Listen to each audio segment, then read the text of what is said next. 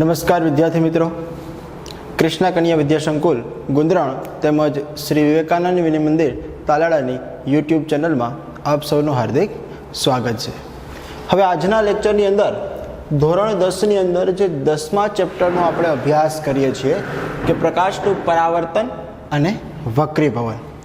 હવે પ્રકાશના પરાવર્તન અને વક્રીભવનની અંદર છેલ્લા લેક્ચરની અંદર એટલે લેક્ચર 2ની અંદર આપણે પરાવર્તન છે એના પ્રકારો વિશે અભ્યાસ કર્યો હતો. પરાવર્તન એટલે શું અને એના પ્રકારો. તો એની અંદર આપણે જોયું હતું કે ભાઈ પરાવર્તન છે એ બે પ્રકારના હોય, એક નિયમિત પરાવર્તન થતું હોય અને એક અનિયમિત પરાવર્તન થતું હોય. તો બંનેની વ્યાખ્યા જોઈ હતી અને એના દ્વારા સમજૂતી છે મેળવી હતી કે જ્યારે કોઈ પ્રકાશનું કિરણ છે અથવા પ્રકાશના કિરણપુંજ છે એ લીસી સમતલ અને સમક્ષિતિજ સપાટી ઉપર આપાત કરવામાં આવે અને પરાવર્તિત કિરણો જો એકબીજાને સમાંતર હોય તો પ્રકાશના આવા પરાવર્તનને નિયમિત પરાવર્તન કહેવાય.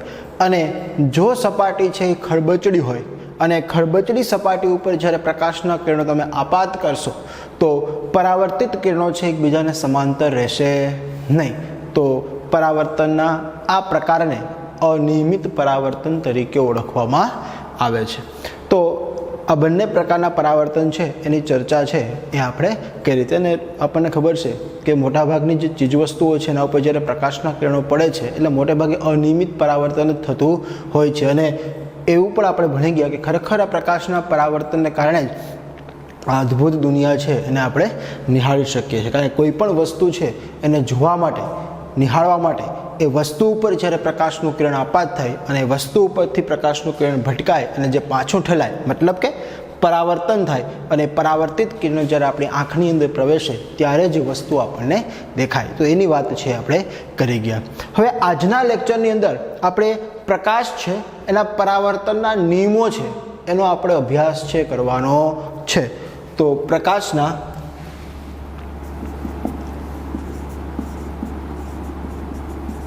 પરાવર્તનના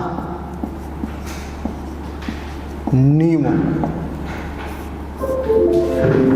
જો ખાસ યાદ રાખશું કે પ્રકાશનું જે પરાવર્તન છે એ પરાવર્તનના ખાલી બે જ નિયમો છે અને બે નિયમો છે એ ખાસ આપણે યાદ રાખવાના છે.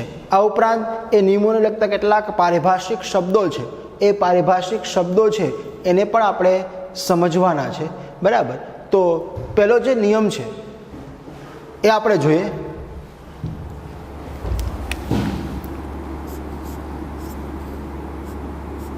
કે આપાત કોણ અને પરાવર્તિત કોણ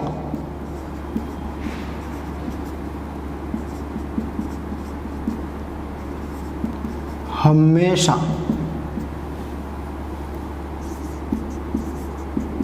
સમાન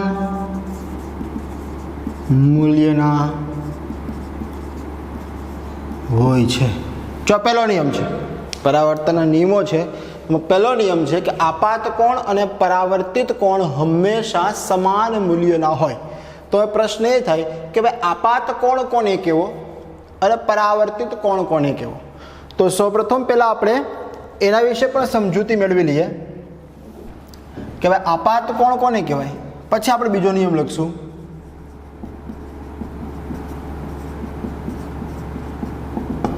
તો પહેલા આપણે કેને લખશું? આપાત કોણ કોને કહેવાય.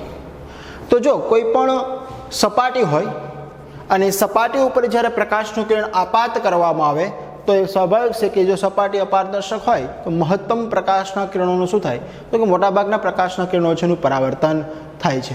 પરંતુ યાદ રાખશું આપણે કે એમાં આપાત કોણ કોને કહેવો અને પરાવર્તિત કોણ કોને કહેવો. તો યાદ રાખશું કે આપાત કિરણ અને સપાટીએ દોરેલો લંબ, કારણ કે લંબ છે એ સપાટી સાથે કેટલા અંશનો ખૂણો રચતું હોય તો કે 90 અંશનો ખૂણો રચે, કાટ ખૂણો રચે. તો કોની કોની વચ્ચેનો ખૂણો તો કે આપાત કોણ અને સપાટીએ દોરેલો લંબ છે એ બંને વચ્ચે રચાતા કોણને અથવા તો ખૂણાને કયો ખૂણો કહેશું? આપાત કોણ તરીકે ઓળખવામાં આવે છે. જો આપણે પહેલા વ્યાખ્યા લખશું આપણે કે આપાત કિરણ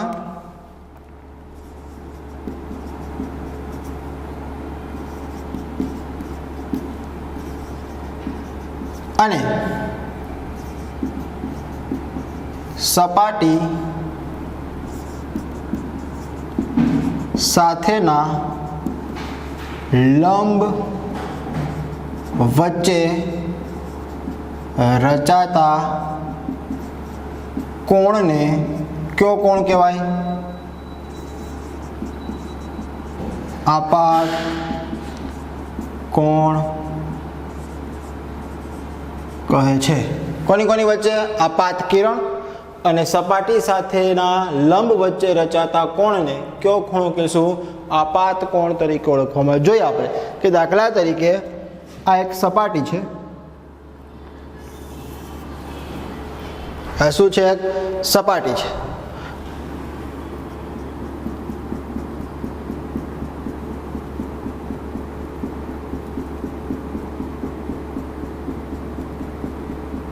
બરાબર. હવે આ સપાટી છે, એના કોઈ એક બિંદુ ઉપર પ્રકાશનું કિરણ હું આપાત કરું તો એ કયું કિરણ થશે? તો કે જે કિરણ સપાટી ઉપર પડે છે, આપાત થાય છે, એને આપણે કયું કિરણ કહેશું? તો કે આપાત કિરણ કહેશું. તો જોઈએ આપણે કે ભાઈ આ એક પ્રકાશનું કિરણ મેં આપાત કર્યું, બરાબર. તો આ જે કિરણ છે એને આપણે કયું કિરણ કહેશું? તો કે આપાત કિરણ.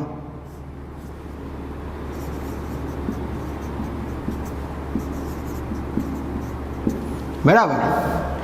હવે આ જે આપાત બિંદુ છે ત્યાં મારે સપાટી સાથે લંબ દોરવો છે. તો લંબની મેં હમણાં જ વાત કરી કે લંબ એટલે શું? તો કે સપાટી સાથે કેટલા અંશનો ખૂણો રચતું હોવું જોઈએ? તો કે 90 અંશનો કાટખૂણો. તો અહીંયા મારે લંબ દોરવો હોય તો આ લંબ છે, આ લંબ દોરેલો. કારણ કે લંબ છે એ સપાટી સાથે કેટલા અંશનો ખૂણો રચે છે? જો સમજવા માટે અહીંયા હું તમને કહું કે એક સપાટી છે, આ મારે સપાટી સાથે કાટખૂણો રચવું હોય તો મારે આમ સીધી જ રેખા દોરવી પડે તો જ આ સપાટી સાથે કાટખૂણો છે એ રચાય છે, 90 અંશનો ખૂણો રચાય. બાકી હું આ સપાટી સાથે આમ લંબ દોરું, આમ લંબ દોરું તો એ સપાટી સાથે કાટખૂણો રચાતો નથી. કાં તો એ લઘુકોણ રચાય અને કાં તો એ ગુરુકોણ રચાય. એટલે યાદ રાખશું આપણે કે મારે સપાટી સાથે લંબ દોરવો હોય તો લંબ છે એ સપાટી સાથે કેટલા અંશનો ખૂણો રચતો હોય? કાટખૂણો. તો અહીંયા આપાત બિંદુએ મારે લંબ દોરવો છે તો મારે સીધી રેખા, ઊભી રેખા દોરવી પડે, કારણ કે તો જ એ સપાટી સાથે કેટલા અંશનો ખૂણો રચશે? કાટખૂણો છે રચે છે. બરાબર. તો અહીંયા મેં પ્રકાશનું કિરણ આપાત કર્યું. હવે આ સપાટી કેવી છે? તો કે ભાઈ અપારદર્શક છે. એટલે શું થશે? તો કે ભટકાઈને શું પામશે? પરાવર્તન પામશે.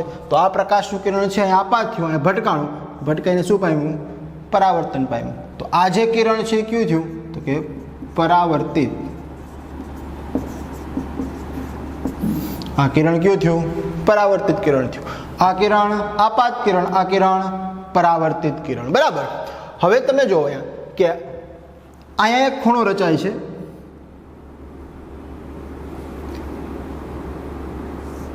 એને આપણે થીટા આઈ કહેશું, અને એક ખૂણો અહીંયા રચાય છે એને આપણે થીટા આર કહેશું.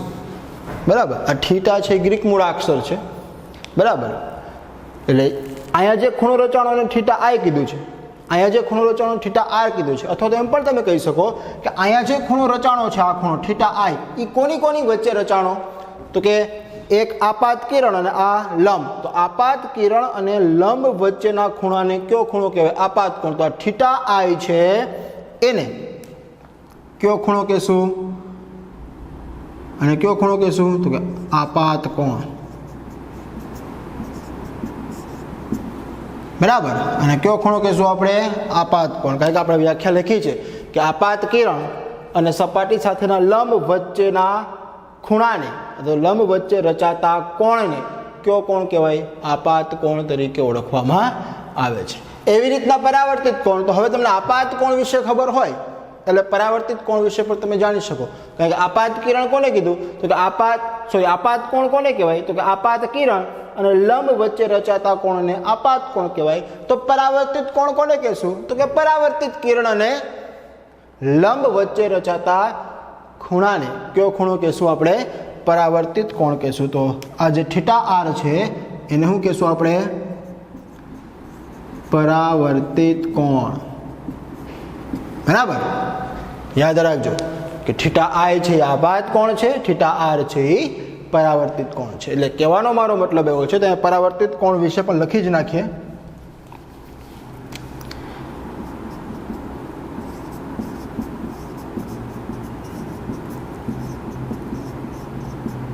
तो कोनी कोनी वच्चे तो लखशुं आपणे के परावर्तित किरण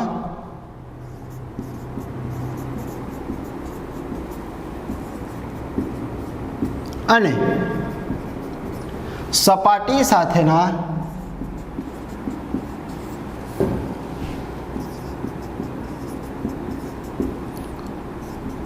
लंब वच्चे रचाता कोण ने क्यों कोण कहेशुं तो के परावर्तित कोण कहे छे। જોઈ શકો અહીં તમે કે પરાવર્તિત કોણ છે આ છે તો આ જે ખૂણો છે એ શેના દ્વારા રચાણો છે તો કે એક પરાવર્તિત કિરણ અને સપાટીએ દોરેલા લંબ વચ્ચે જે ખૂણો રચાણો છે થીટા આર તો એને આપણે કયો કોણ કહેશું પરાવર્તિત કોણ તરીકે ઓળખવામાં આવેલ। આપાત કોણ અને પરાવર્તિત કોણ એટલે બંને વસ્તુ યાદ રાખશું કે આપાત કિરણ અને લંબ વચ્ચે જે ખૂણો રચાય એને આપાત કોણ કહેવાય અને પરાવર્તિત કિરણ અને લંબ વચ્ચે જે ખૂણો રચાય એને પરાવર્તિત કોણ તરીકે ઓળખવામાં આવે છે। પણ આપણો જે પેલો નિયમ છે એ શું કહે છે તો કે આપાત કોણ અને પરાવર્તિત કોણના મૂલ્ય હંમેશા સમાન હોય છે। આપાત કોણ અને પરાવર્તિત કોણ હંમેશા સમાન મૂલ્યના હોય। એનો મતલબ એવો થયો કે જેટલા મૂલ્યનો આપાત કોણ રચાય એટલા જ મૂલ્યનો પરાવર્તિત કોણ રચાય। દાખલા તરીકે આપાત કોણ છે 60 અંશનો હોય તો પરાવર્તિત કોણ પણ કેટલા અંશનો રચાશે 60 અંશનો। જો આપાત કોણ છે 45 અંશનો હોય તો પરાવર્તિત કોણ પણ 45 અંશ। એટલે કે બંનેના મૂલ્ય હંમેશા સમાન હોય। એટલે તમે આમ લખી શકો કે માટે theta I is equal to theta R. Theta I एटले शू तो आप लख्यू है आपात कोण और थीटा आर एटले शू तो के परावर्तित कोण। वच्चे के निशानी करेली है बराबरनी तो बराबर निशान आप क्यारे करी सकीए तो कि बंनेना मूल्य है केवा होय समान होय सरखा होय तो ज आपणे बराबरनी मूकी सकीए बराबर। तो theta I is equal to theta r आनो मतलब एवो थशे कि जेटला मूल्यनो आपात कोण होय एटला ज मूल्यनो क्यो खूणो हशे परावर्तित कोण छे होय बराबर। तो आ पहेलो नियम छे। अने बीजो नियम एनो एवो छे के आपात किरण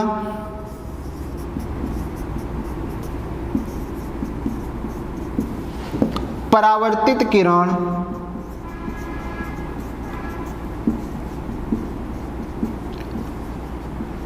अने सपाटी पर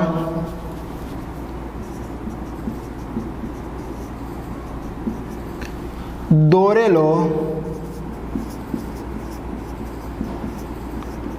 लंब एक ज समतल में होय छे। आपात किरण परावर्तित किरण अने सपाटी पर दोरेलो लंब आ बधुं क्या होय तो कि एक ज समतल में होय बराबर। बधी वस्तु है एक समतल नी अंदर होय मतलब एवो कि जे सपाटी उपर तमे प्रकाशनु किरण आपात करो छो तेज सपाटी उपर लंब हशे अने एज सपाटी उपरथी प्रकाशनु किरण शुं पामशे परावर्तन पामशे। एवं नहीं होय कि कोई एक समतल पर तमे प्रकाशनु किरण आपात करो तो बीजा समतलमांथी परावर्तित किरण निकळशे नहीं। तो सीधी बात है दाखला तरीके तमारा समक्ष आ बोर्ड है तो बोर्ड है एने आपणे एक समतल तरीके गणीए तो हूँ बोर्ड पर प्रकाशनु किरण आपात करूँ तो परावर्तित किरण बोर्ड उपरथी ज निकळशे ने के आ बोर्ड पर प्रकाशनु किरण आपात करो ने सामेनी दीवालथी प्रकाशनु परावर्तित किरण निकळे नहीं।